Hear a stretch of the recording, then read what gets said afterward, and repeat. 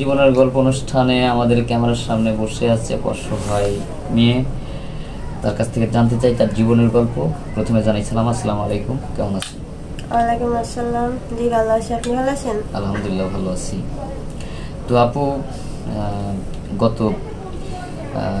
গত সপ্তাহে একটা ভিডিও করছিলেন আমাদের ক্যামেরার সামনে। তো এই ভিডিওটা আমরা পাবলিক করছিলাম, তাতে আপনি কোনো সাড়া পেয়েছেন? জি না, কোনো সাড়া পাননি। এত সুন্দর একটি মেয়ে, তারপরেও আপনি কি কেউ পছন্দ করেনি?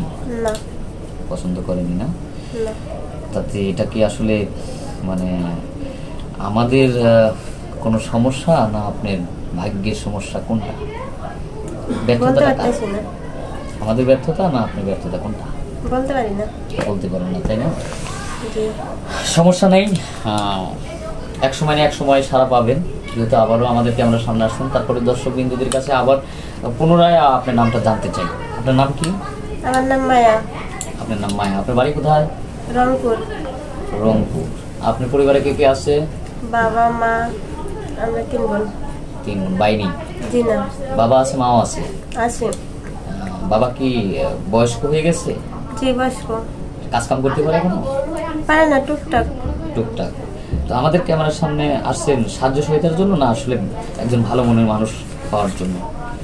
আসলে একজন ভালো মনের মানুষ পাওয়ার জন্য, যাতে আপনাদের পরিবারটা যাতে একটু সুখে শান্তিতে থাকতে পারেন, এরকম একটা মানুষ চাচ্ছেন, তাই না? জি। যদি ওই ব্যক্তিটি যদি মানে বয়স্ক হয়? বয়স্ক হলে সমস্যা নেই, সমস্যা নেই। কিন্তু আমাদের ফ্যামিলিকে যদি মানিয়ে নিতে পারে তাহলে সমস্যা নেই। সমস্যা নেই না? মানে কালো, ফর্সা, স্মার্ট এরকম কিছু আপনার চাহিদা আছে, ডিমান্ড আছে? জি না। ডিমান্ড নেই না? না। মানুষটা ভালো হলেই হবে। জি কালো, ফর্সা এটা আপনার কাছে কোনো ম্যাটার না? না। আচ্ছা, তো আমরা তো ভিডিও পাবলিক করব। পাবলিক করার পর আপনাকে অনেক দর্শক আছে চাইবে, তো সেক্ষেত্রে আপনার কোনো ফোন নম্বর থাকলে দিয়ে দেন। জি না, আমার তো ফোন নাই, আপনার নাম্বার ফোন দেবো নেই? কিভাবে? আপনার সাথে যোগাযোগ করবে কিভাবে দর্শক? আপনাদের মাধ্যমে। আমাদের মাধ্যমে। তো সুপ্রিয় দর্শক, শুনলেন, মেয়েটার কোনো পার্সোনাল ফোন নাই, তারপরেও অযথা আপনারা ফোন দিয়ে বিরক্ত করেন। এটা আমাদের নম্বর স্ক্রিনে দেওয়া থাকবে, কেউ অযথা ভিডিও কল দিবেন না। আবার পরবর্তীতে আসি তার কিছু প্রশ্ন। তা আপু, জি বলেন।